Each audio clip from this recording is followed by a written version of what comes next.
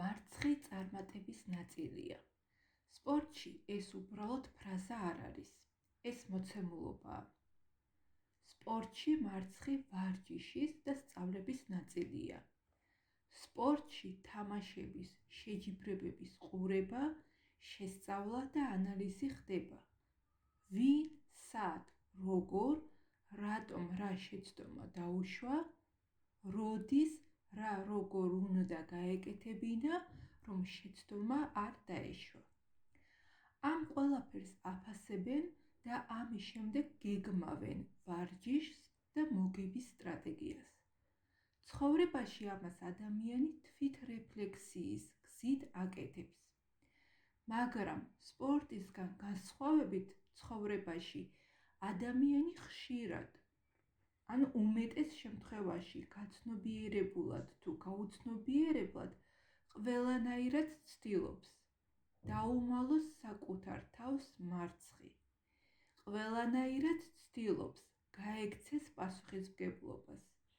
ყველანაირად ცდილობს სხვას დააბრალოს და ყველანაირად ცდილობს იპოვოს მიზეზი, რომ თქვას, სხვა არის დამნაშავე. ცხოვრებაში ადამიანს მოწინააღმდეგის გარდა სწორედ ამ საკუთარი გამოწვევების გადალახვა ჭირდება და ხშირად სწორედ ეს არის უმრავლესობისთვის დაუმარცხებელი მარცხი. მაგრამ აქაც არის გამოსავალი. სპორტში ასეთი მარცხების დამარცხებისთვის იყენებენ რაციონალურ, ობიექტურ მიდგომას და მიზანზე კონცენტრირებულობას. ეს რას ნიშნავს? რაციონალური მიდგომა ნიშნავს ემოციების გვერდზე გადადებას და ფაქტებზე დაყრდნობით ფიქრს. ანუ არა როგორ ვიგრძენი თავი, არამედ რეალურად რა მოხდა. რაციონალური ობიექტური მიდგომის დროს მარცხის დანახვა ხდება არა როგორც პირადი წარუმატებლობა, არამედ როგორც ინფორმაცია, რა მოხდა, რა გაკეთდა არასწორად, რა არის შესაცვლელი და გასაუმჯობესებელი. ანუ ხდება მონაცემთა შეგროვება და მათი ანალიზი.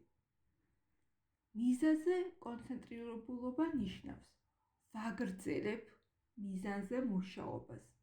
ან სხვანაირად რო ვთქვა, ვაგრძელებ თამაშს დამარცხების მიუხედავად, შეცდომის მიუხედავად. სპორტში მნიშვნელოვანია ამ ორი მიდგომის გამომუშავება და შენარჩუნება. სპორტში ნათელია თუ გინდა გაიმარჯვო, არა მარტო უნდა მიიღოს საკუთარი შეცდომები და სისუსტეები, არამედ მათ გამოსწორებაზე უნდა იმუშავო. მიღება რას ნიშნავს ახლა? მიღება არის გავაცნობიერო და განსაზღვრო, ახლა სად ვარ, რა მჭირდება გავაკეთო მიზნის მიღწევისთვის. სპორტში ეს პროცესი ვარჯიშის ნაწილია. ცხოვრებაშიც ზუსტად ასეა.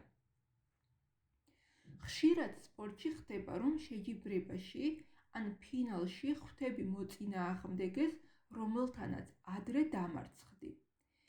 ეს სპორტსმენისთვის არ არის აპრიორი დამარცხების ნიშანი. ეს არის კიდევ ერთი გამოწვევა, რომელშიც მას გამარჯვების მოპოვება ჭირდება. სპორტში წარსული მარცხი არ განსაზღვრავს მიმდინარე შედეგს.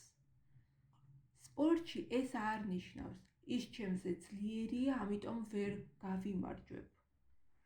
ეს ნიშნავს, ახლა მაქვს შანსი, ახლა შემიძლია სხვანაირად ვიმოქმედო. ანუ სპორტში მარცხი გაძლევს ინფორმაციას, მიზნისკენ სვლა გაძლევს გამარჯვებას. ეხლა პრაქტიკულ ნაწილზე რომ გადავიდე. აიღე ერთი შემთხვევა და გამოიყენე ამ შემთხვევის მიმართ რაციონალური, ობიექტური და მიზანზე კონცენტრირებული მიდგომა. დააზუსტე ფაქტი, რეალურად რა მოხდა. აღწერე. შემდეგ განსაზღვრე შენი როლი. მე რა გავაკეთე ან არ გავაკეთე. შემდეგ განსაზღვრე შენი კონტროლის ზონა. რაზე მაქვს გავლენა და რაზე არ მაქვს გავლენა. და ბოლოს განსაზღვრე შენი ქმედება. მე რას შევცვლი შემდეგში. მე ვარ დალი ვასაძე, ფსიქოთერაპევტი, კოუჩი და უნარჩვევების ტრენერი. გახსოვდეს, აქ ყველაფერი შენთვის კეთდება.